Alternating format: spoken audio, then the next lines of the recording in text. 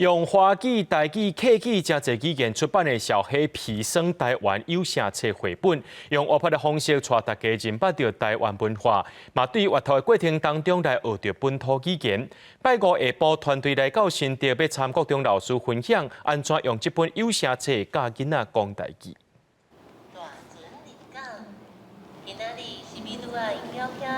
用笔点册顶悬的图，连面地当听到台语故事，这就是台语文点读册。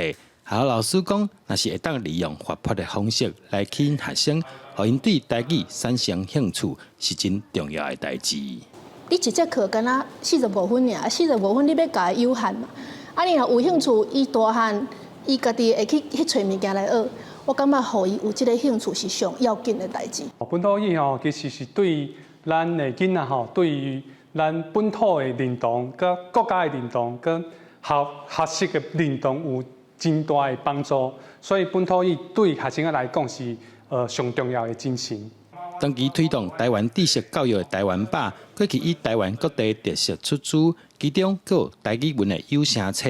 拜五来到新竹，要来参大家小解，安怎用绘本互囡仔讲台语。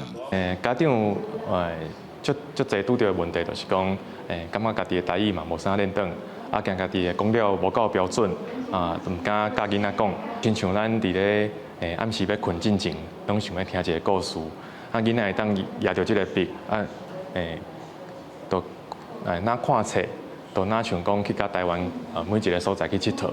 专家讲，除了用绘本来讲台语以外，老师也当鼓励学生，就算家己的台语讲了无练转，但是平常时会当较常听、较常讲，对学习台语是上好的帮助。记者刘君和新竹报道。